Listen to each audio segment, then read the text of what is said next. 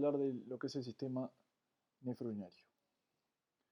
Básicamente, bueno, más que sistema, llamémoslo aparato, en realidad, porque está comunicado al exterior, ¿verdad? Es el conjunto de órganos que van a estar encargados de la producción y la eliminación de la orina. Esta función es una función vital, eh, porque se encarga, básicamente el fin de la producción de la orina es la homeostasis. ¿Que esto qué es? Es el mantenimiento del medio interno. Cuando digo medio interno es, por ejemplo, la concentración de electrolitos en la sangre, etcétera, etcétera, etcétera, que se regula bajo ciertos estándares en nuestro organismo, y una vez que estos niveles se sobrepasan, habitualmente lo que están indicando es una falla en la función del riñón. Por ejemplo, el más claro ejemplo es el aumento de la concentración de potasio en sangre. Este tipo de pacientes, si bien se puede mejorar con cierta medicación que favorece la función del riñón, pero una vez que dejan de responder los riñones por múltiples causas, son los pacientes que entran en lo que llaman la terapia de reemplazo renal, que ya puede ser por vía de la diálisis o por vía de un trasplante renal. Y los que estas terapias fallan, fracasan o no se pueden instaurar en tiempo, son pacientes que fallecen. Así que quizás como primer gran concepto inicial, digamos, para esta clase, la función del aparato nefrourinario es vital. Básicamente vamos a encontrar dos tipos de órganos en este aparato. Por un lado, los órganos productores, o bueno, secretores, como está allí nombrado, que son los riñones, que son dos. Y en segundo lugar, un conjunto de estructuras canaliculares que se encargan de conducir la orina desde el riñón al exterior. ¿Qué pasa? Nosotros no estamos todo nuestro día orinando, sino que en realidad podemos adecuar el acto de orinar, que se conoce con el nombre de la micción, a las demandas sociales. Lo mismo que pasaba con la defecación en el tubo digestivo. Es por eso que hay un órgano de almacenaje que está dispuesto en la vía urinaria, que es la vejiga, que básicamente es una bolsa que almacena la orina. Y cuando el momento social es el indicado para realizar la micción, que repito, es el acto de orinar, se libera la orina al exterior. Y aquí está el gran concepto que hablaba recién. Aquí dice, bueno, depura el organismo de los desechos nitrogenados, ¿sí?, entre tantos otros, pero repito, lo que permite es mantener o regular nuestro medio interno, ¿sí? Por ejemplo, de diversas partículas, electrolitos, puse el ejemplo, etcétera, etcétera, etcétera, que se eliminan por el riñón. Y donde este equilibrio se pierde, nuestro organismo puede llegar eh, a sufrir la muerte inclusive, ¿no? Obviamente estamos hablando de los casos más severos. Bueno, entonces, la vía urinaria se divide en dos sectores, la vía urinaria alta y baja. Es simplemente por su posición en el organismo. La vía urinaria alta son los órganos que están en el abdomen, ¿sí?, que son las pelvis renales, que ahora vamos a ver, son los conductos que emergen del riñón. Este es el riñón de un lado y este es el del otro. Y de allí se originan dos gruesos conductos y largos que cruzan el abdomen y la pelvis, que se conocen con el nombre de uréteres. Hasta allí la vía urinaria es par, o sea que hay un sector derecho y un sector izquierdo. Es par y a su vez también en condiciones normales es estéril, o sea que una toma de muestra de orina a este nivel, esto habitualmente no se hace por supuesto, pero bueno, si la tomas ahí debería ser en condiciones normales estéril, o sea que allí no deberían haber gérmenes. En cambio, en la porción baja de la vía urinaria, que esto es la vejiga y la uretra, que es el conducto final, este está comunicado con el exterior, ¿sí?, la vía urinaria es única, o sea que es impar, porque si ven, ambos uréteres confluyen aquí, ¿sí? Pero no solo es impar, sino que también habitualmente, y quizás esto es un poco polémico, pero ahora lo vamos a aclarar, es el sector que está colonizado. ¿Qué pasa?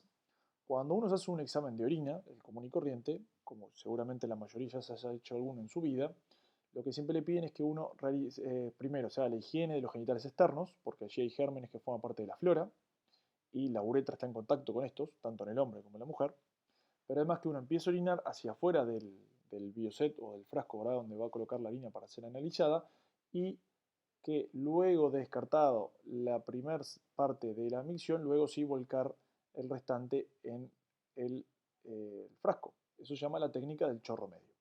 Habitualmente allí se encuentran gérmenes, pero en una concentración baja.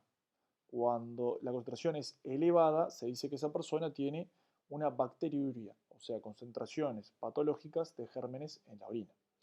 Por eso, repito, en condiciones habituales hay gérmenes, pero en concentraciones bajas, ¿sí? Después que ese umbral se sobrepasa, se dice que la persona tiene una bacteriuria. Y si esa persona aparte de encontrarle gérmenes en la orina, tiene síntomas como el dolor o el ardor al realizar la micción, ese paciente tiene por definición una infección urinaria. El riñón dijimos que es el órgano secretor, es un órgano que es par, por supuesto, de derecho e izquierdo, está en el retroperitoneo, que después vamos a ver, eso es el sector más posterior del abdomen, ¿sí? Y está en íntima relación con la última vértebra torácica y las primeras vértebras lumbares. Como el derecho está en íntima relación con el hígado, habitualmente está un poquito más abajo que el izquierdo, ¿sí? Esto que vemos aquí es lo que se llama el retroperitoneo. El peritoneo es la serosa, ¿sí?, que cubre a los órganos del tubo digestivo, que vendría a ser esta serosa. E inmediatamente por detrás de esto, o sea, acá, está un espacio que como justamente está por detrás se llama retroperitoneo y es allí donde encontramos a los riñones. Esto que se ve acá es exactamente lo mismo, es un corte de, digamos, horizontal. Esto sería anterior, esto sería posterior, porque aquí está la columna. Todo lo que está aquí rodeando es el peritoneo, que repito es la serosa que cubre los órganos del tubo digestivo abdominal, y por detrás de esto está este espacio que es el retroperitoneo con los riñones, entre otros órganos. Básicamente, de la configuración interna del riñón vamos a destacar dos cosas. En primer lugar, el parénquima, que es el tejido funcional del órgano, que le vamos a reconocer un sector de corteza, que es el más superficial, que es este que está acá, y un sector más profundo o interno, que es la médula, que es este que está aquí. Además, dentro del riñón vamos a encontrar los conductos que van a formar, o ser el inicio, digamos, de la vía urinaria, que es lo que se conoce con el nombre de la vía excretora. Y ahí tenemos pequeñas estructuras en forma de pirámide, que son los cálices menores, que se reúnen y forman los cálices mayores. Los tres cálices mayores, es lo más frecuente, pueden ser más, se unen y forman esto, que es la pelvis renal, que es el origen o el inicio, digamos, de la vía urinaria alta que ya nombramos en los diapositivos anteriores. O sea que básicamente la orina se forma acá, se vuelcan los cálices menores y luego a través de los cálices mayores sigue su descenso. Esto que vemos acá es exactamente lo mismo, pero un corte cadavérico. Fíjense, aquí está la corteza del riñón, esto es la médula, y aquí están las vías excretoras que confluyen en la pelvis renal, que luego forma el uréter, que es este, y sigue su camino hacia la vejiga en la pelvis. Si miramos la arquitectura microscópica del riñón, lo que vamos a ver es que está formado por millones de estas unidades, que son las nefronas, que es la unidad funcional del riñón. Es aquí donde se va a producir entonces la orina. Básicamente, ¿qué es la nefrona? Es esto que vemos acá. Está formado por una estructura glomerular, que es un ovillo vascular, que es el glomérulo, y a partir del glomérulo se originan distintos túbulos, que son lo que van a permitir conducir el proceso de formación de la orina. Si lo vemos en detalle esquemático, aquí tenemos los glomérulos, ¿sí?, y estos a su vez se conectan con la vía excretora, que es esta que está acá. Obviamente, esto es, si hacemos una sumatoria de los millones de glomérulos, se forma el riñón, como lo conocemos todos desde el punto de vista macroscópico.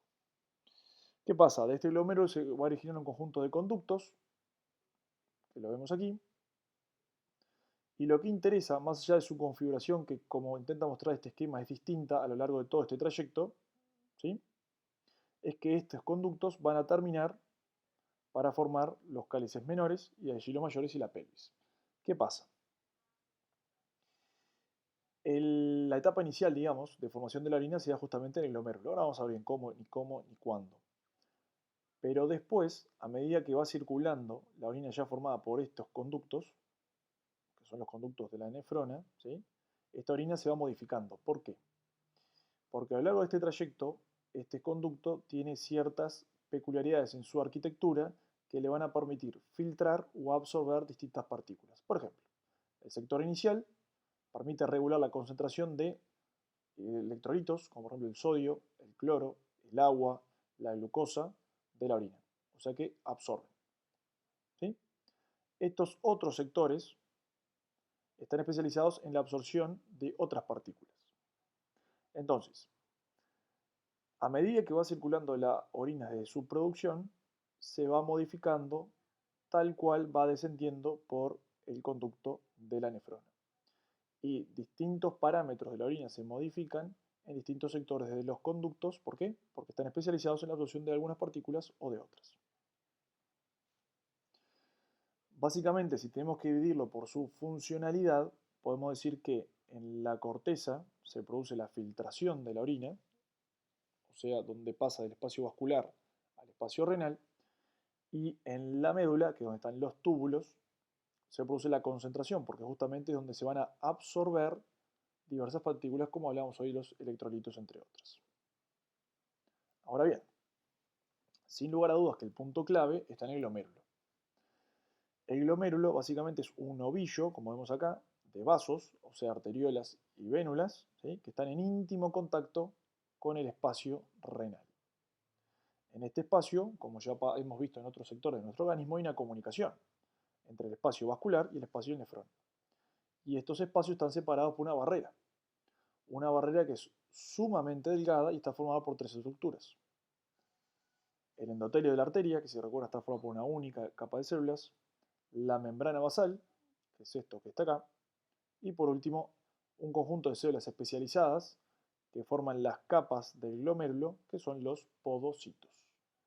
Esto es una verdadera membrana o barrera de intercambio. Entonces, ¿cómo se produce el intercambio? Y cómo se muestra acá. Viene la arteriola, entra en contacto con esta membrana de intercambio a través de esa barrera que está formada, repito, por el endotelio, la membrana basal y los podocitos, y hay ciertas partículas que pueden atravesar esta membrana y hay otras partículas que no. Por ejemplo, ¿será normal tener sangre en la orina? No. Una explicación es que justamente esta barrera esté dañada y los glóbulos rojos que normalmente no atraviesan esta membrana lo hagan.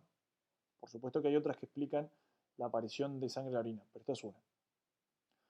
Otra partícula que no puede atravesar esta membrana son las proteínas.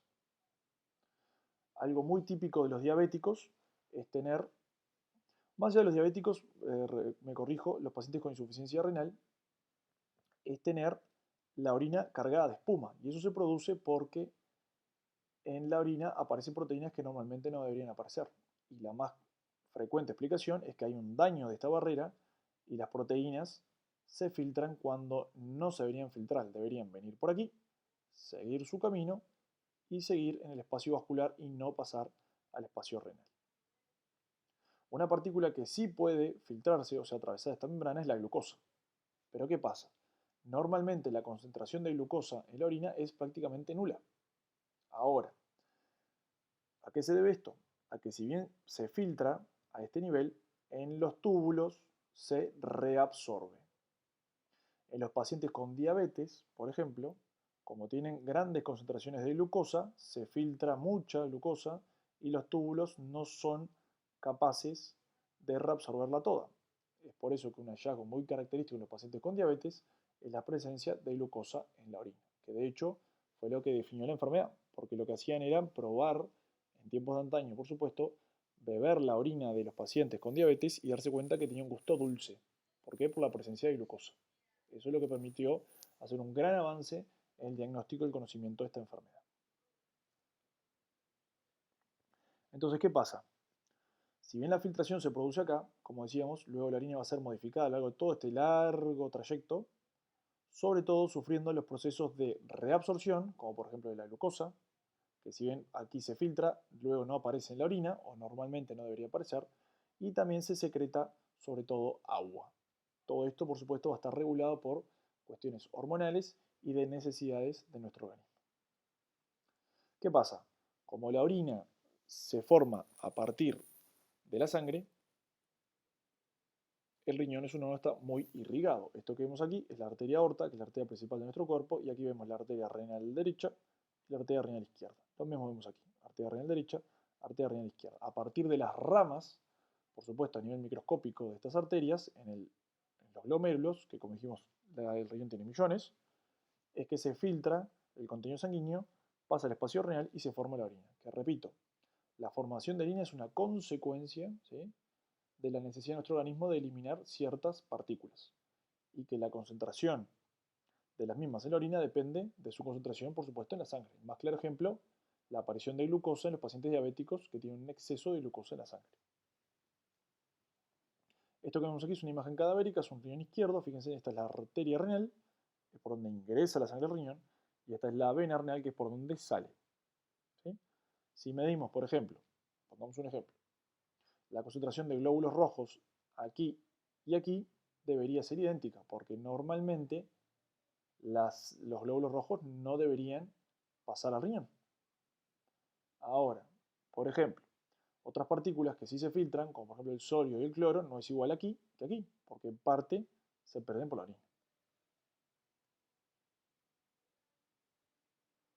Esto que vemos aquí es una técnica de tinción arterial donde justamente ilustra este concepto de la gran irrigación que tiene el riñón. Fíjense que prácticamente teñimos toda la forma del órgano simplemente habiendo inyectado sus arterias. Se dibuja perfecto el riñón izquierdo y el riñón derecho. Como dijimos, es un órgano que está profundo en el abdomen. Fíjense, aquí vemos el riñón derecho. Esto es el hígado. Ven que está en íntimo contacto, como lo decíamos hoy. Y, por ejemplo, una relación muy clásica del riñón izquierdo es con este órgano que está acá, que es el páncreas, entre otros. Esto que vemos es la misma imagen, solo de una tomografía. Fíjense, aquí tenemos el riñón derecho y este es el riñón izquierdo. Entonces, de la confluencia de los cálices, 1, 2 y 3, se forma esto, que es esta especie de embudo que conduce la orina hacia el uréter, que se llama pelvis renal. De la terminación de las pelvis renales se forman los uréteres, ¿sí? Que como dijimos van justamente desde la pelvis, cruzan el abdomen y se van a adentrar en la pelvis, ¿sí? Tienen varios trayectos, básicamente esto que está aquí dibujado es el trayecto habitual. Tiene un músculo liso que es el que permite impulsar, ¿verdad?, la orina en sentido desde el abdomen hacia la pelvis, por eso se llama que tiene un peristaltismo, que son estas contracciones rítmicas que permiten movilizar la orina en sentido bajo. Esto que vemos aquí es una urografía por contraste, se le inyecta contraste al paciente y se tiñe perfecto la vía urinaria. Fíjense, esto que se ve blanco es el contraste, aquí tenemos los cálices mayores, esto es la pelvis y aquí viene el uréter que desemboca en la vejiga, que como ven está todo tañido del mismo color. Lo mismo pasa del otro lado, aunque en realidad esto se puede dar a dos cosas, o que el paciente tenga un cálculo, lo que se llaman los cálculos de los riñones, que son sumamente dolorosos, eso se debe a que el uréter se contrae y está intentando vencer el cálculo, que es un obstáculo, o a veces a que este riñón se vació más rápido y no se alcanza a ver. Esto es un estudio de una resonancia que muestra exactamente lo mismo. Aquí tenemos los pelvis, los uréteres y la vejiga. Y hay un detalle que no es nada menor, que cuando el uréter alcanza la vejiga tiene un trayecto que atraviesa literalmente la pared de la vejiga. Lo más frecuente es que lo haga de forma oblicua o si no de forma sinuosa. Lo que no lo puede hacer de forma transversal, como es este caso, porque si es así, lo que se puede producir es algo que no es normal, que es el reflujo de orina desde la vejiga al uréter. Si eso se produce y si recuerdan, hay ciertos gérmenes en la vejiga y eso explica la aparición de infecciones urinarias de la vía urinaria alta, cosa que por supuesto es totalmente patológica. La vejiga urinaria es un gran reservorio, una bolsa, ¿sí? Está formada por un músculo que se llama el detrusor. El detrusor es muy importante porque participa de los dos procesos, del almacenaje de la orina, así como también del vaciado de la vejiga durante la micción. Aquí lo tenemos en la mujer. Esto es el hueso pubis, que es el hueso anterior de la pelvis. Aquí está la vejiga, inmediatamente por detrás está el útero. En el hombre, si se acuerdan, aquí teníamos el pubis, esto es la vejiga, inmediatamente por detrás está el aparato digestivo. Porque si recuerdan, en el hombre, aparato genital y urinario estaban combinados. Aproximadamente una vez que la vejiga almacena unos 250 mililitros de contenido urinario, aparece lo que uno conoce con el nombre de deseo miccional, o sea, vienen las ganas. ¿Qué pasa? Esto se produce porque en el interior de la vejiga hay un conjunto de receptores que le informan a nuestra corteza cerebral que ya está con cierto grado de distensión y dice, bueno, quizás es hora de ir al baño. Y después uno lo va adecuando a la necesidad o al requerimiento social. ¿Qué pasa? Uno bien sabe cuando llega a estas condiciones, ¿no? Es porque la vejiga está completamente repleta, súper distendida, y uno sabe que si no se apura, quizás no llegue, ¿no? Bueno, como dijimos, la posición de la vejiga siempre el órgano más anterior de la pelvis, ya sea en el hombre o en la mujer, simplemente varían las relaciones hacia atrás. Como vemos acá, esto es la mujer que tiene tres celdas, una celda anterior, que es la urinaria, una celda media, que es la genital, y una celda posterior, que es la digestiva. Que es exactamente lo que vemos aquí. Esto es un corte hecho sagital, o sea, a la mitad. Entonces, el hueso anterior es el pubis, el hueso posterior es el sacro. Adelante está la vejiga, en el medio está el útero y por detrás está el recto. En el hombre es justamente distinto, no hay tres celdas, sino que hay solo una celda anterior urogenital, aquí está la vejiga, y esto que está bajo la próstata, por detrás, por supuesto que no hay útero, lo que tenemos es exclusivamente al recto. Cuando la vejiga se llena, obviamente se distiende y ya se empieza a insinuar sobre el abdomen. Esto es el pubis, la vejiga pasa por encima del mismo. Característicamente las células de la mucosa, sobre todo de la vejiga, se llaman células en paraguas porque permite su distensión cuando la vejiga justamente se distiende y se llena de orina. El músculo liso, que como es liso es involuntario, al igual que en el tubo digestivo, está formado por el músculo detrusor, que como dijimos tiene un rol muy importante. ¿Qué pasa? La porción de arriba, o el techo de la vejiga, forma lo que se llama el cuerpo, ¿sí? Que es una porción de este músculo detrusor, y la base, que es esta que está acá, forma lo que se llama el trígono de la vejiga. Entonces, ¿qué pasa? El cuerpo calota, que es el techo, cuando se relaja, la vejiga se llena de orina. O sea que está en la etapa de capacidad o de capacitancia, si se quiere. En cambio, en la parte de la base, ¿sí? Lo que se produce es que cuando ésta se contrae, la vejiga está en continencia, porque justamente tiene cerrado el orificio evacuatorio, que es el orificio de la uretra. El trígono se llama tal porque está tendido entre tres ángulos. Los dos ángulos superiores es la llegada de los uréteres, que como dijimos están atravesando la pared de la vejiga, y el orificio más bajo es el de la uretra, que es el orificio de salida. ¿Qué pasa? En la uretra hay básicamente dos estructuras musculares. La estructura muscular superior, que es la que está justamente aquí en este orificio, que es el orificio que comunica vejiga con uretra, que es un esfínter liso, o sea que es músculo liso, por lo tanto es involuntario. Este depende del trígono y es justamente el que está cerrado, ¿sí? Mientras la vejiga está en etapa de llenado. Cuando se produce la fase de vaciado, este esfínter se relaja y permite vaciar la vejiga. ¿Qué pasa? El elemento último para permitir la orina, la producción de orina hacia el exterior o la micción, como se llama técnicamente, es la relajación de este músculo, que es un músculo estriado, que gobernamos por nuestra propia voluntad, y forma lo que se llama el esfínter estriado de la uretra. Cuando este esfínter se relaja, que solo lo gobernamos por nuestra voluntad, es cuando verdaderamente se puede producir la micción, y que repito, se puede adecuar a las necesidades sociales de la persona. Las relaciones tan íntimas que tienen los órganos en la pelvis permite, por ejemplo, explicar cómo mediante el tacto rectal, ¿sí? Y esto quizás explica también la diferencia entre el hombre y la mujer, mediante el tacto rectal en el hombre podemos palpar perfecto la glándula prostática, está pegado un órgano al otro. En cambio, en la mujer, para poder palpar las estructuras de la celda urinaria, habría que hacer un tacto vaginal, porque recuerden que entre el recto, que es este que está acá, y la vejiga, que es esta que está acá, está el aparato genital, distinto de lo que sucede en el hombre. Las porciones de la próstata en el hombre ya las habíamos hablado en la charla de aparato genital. Recuerden que tiene tres. Una que cruza la próstata, que es la prostática. Una que es la membranosa, donde está este esfínter estriado, que lo mencionamos recién. Y por último, la uretra dentro del pene, que es la uretra peniana. Recuerden que en el hombre es un órgano urogenital. En cambio, en la mujer, la uretra es mucho más corta, ¿sí? Es recta, no tiene curvaturas, y es un órgano exclusivamente urinario. Como está en íntima relación al orificio anal y es más corta, hace más fácil que los gérmenes colonicen. Aquí tenemos una imagen. Ustedes imagínense, quizás sea medio difícil imaginárselo en el corte, pero los genitales externos están acá. Entonces, el orificio del ano es este.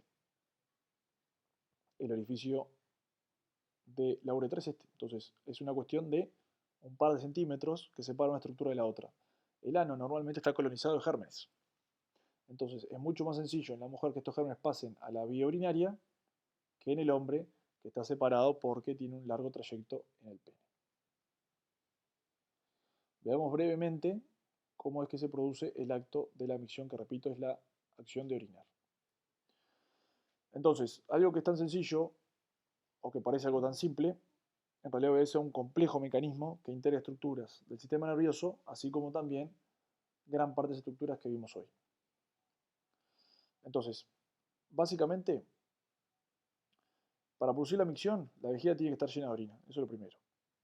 Y la clave de nuestro comportamiento como seres que nos manejamos dentro de un acto social es que podemos adecuar la- el acto de la micción de acuerdo a la situación social. Entonces, más o menos, esto es variable a cada uno, el deseo miccional comienza cuando la vejiga comienza a llenarse, entre 150 a 300 mililitros. Ahí es que uno tiene lo que se llama el deseo miccional o inicia el deseo miccional. Esto se debe, repito, que cuando se distiende la vejiga hay receptores en su interior que informan al sistema nervioso y nos dicen, bueno, la vejiga se empezó a llenar. Ahora bien, a medida que la vejiga se sigue llenando con el pasar del tiempo, este deseo se vuelve cada vez más prominente porque la vejiga está más distendida y la posibilidad de que ésta se evacúe espontáneamente, por supuesto, es que mayor. Por eso es que a uno le viene la emergencia miccional, ¿no? Sale corriendo pero se baña. Entonces, y aquí está el gran concepto. Cuando estamos en la fase de llenado, los esfínteres, por supuesto que están cerrados, tanto el liso como el estriado, y el músculo de la calota, que se llamaba detrusor, está relajado. Eso permite que la vejiga se llene de orina. Ahora, cuando se produce la fase de vaciado, los esfínteres, ambos dos, tienen que estar relajados y se produce la contracción del músculo detrusor, que en definitiva es el que empuja la orina en sentido hacia el exterior. Entonces, de que la vejiga se llene de orina o comience el deseo miccional es algo totalmente involuntario. Nosotros simplemente nos enteramos que está sucediendo. ¿Sí? Para eso es que actúa un sistema nervioso que estudiaremos en el segundo módulo, que se llama el sistema nervioso vegetativo. ¿Sí? Son estas estructuras del sistema nervioso vegetativo las que se encargan de dar acción o inhibición a las estructuras que participan en el llenado y en el vaciado de la vejiga. Ahora bien, que se lleve el acto de realizar la micción o no, eso sí, depende exclusivamente de nuestra voluntad, que dijimos se adecua a la situación social. Entonces, esto es un concepto un poco grande, pero el sistema nervioso vegetativo tiene dos porciones, lo que se llama el parasimpático y el simpático. Más adelante lo estudiaremos. A modo de concepto, el parasimpático está en función cuando estamos en una situación, digamos, basal, de relajación, etc. Ahí es posible que tengamos, de acuerdo a nuestros deseos sociales, de realizar la micción. Porque justamente este sistema lo que favorece son las contracciones del detrusor y la relajación solo del esfínter interno. En cambio, cuando estamos en actividad deportiva, en lo que se llaman los estados de alarma, a nadie le va a venir ganas de ir a orinar o a defecar, vale lo mismo. Entonces, ahí está activado la otra parte del sistema vegetativo, que es el simpático, que produce justamente la acción inversa. Favorece la relajación del detrusor, o sea que se llene la vejiga, y la contracción del esfínter interno. Por eso es que habitualmente cuando estamos haciendo tareas deportivas o de otra índole que requieran de un esfuerzo físico, no, al individuo no le viene el deseo de orinar. Y repito, una cosa es el deseo y otra cosa es el llevar a cabo el acto, que eso, repito, depende pura y exclusivamente de nuestra voluntad. ¿Y a qué se debe esto? A que la vejiga y los esfínteres están conectados directamente con el sistema neurocentral que nos lo permite gobernar este acto por nuestra conciencia. Sin lugar a dudas, esto es una imagen que todos habrán visto y van a seguir viendo, ¿no? Que es la prueba del examen de orina. Nos permite conocer muchas cosas. Cuando se hace un estudio bacteriológico, la presencia o no de gérmenes y qué concentración y cuáles son para adecuar su antibiótico terapia. Y también conocer la composición de la orina para detectar ciertas patologías. Pueden ser infecciones o patologías propias del riñón, de la vejiga o de la vía urinaria. ¿Sí? Por ejemplo, la presencia, dijimos, un claro ejemplo, la presencia de glucosa habitualmente obedece a alteraciones del riñón en pacientes diabéticos. Otro ejemplo, la presencia de proteínas habitualmente obedece a alteraciones del glomérulo. La aparición de gérmenes, seguramente por frecuencia, lo cual es mucho más frecuente, se deba a la colonización de la vejiga. La presencia de sangre, esto sí, nos obliga a ahondar más en cuestiones diagnósticas porque puede ser de la vejiga, por ejemplo, un paciente con un cáncer de vejiga, o puede ser también a nivel del riñón por alteraciones de la barrera. Esto que vemos aquí, la orina con espuma, es bien característico del paciente que tiene una proteinuria, que esto es la presencia de proteínas en la orina, y se debe, esto sí es bastante característico, por alteraciones de la barrera en el glomérulo. Y este cuadro es muy famoso, que cita uno de los momentos, eh, digamos, uno de los puntos de inflexión, el diagnóstico de la diabetes, cuando se hacía literalmente la degustación de la orina, por así decirlo, y se veía que tenía un gusto dulce por la presencia de glucosa en la orina. Así que sí será importante entonces conocer la anatomía normal del funcionamiento del riñón y cómo ésta se traduce en el conocimiento de distintos hallazgos patológicos. Muchas gracias.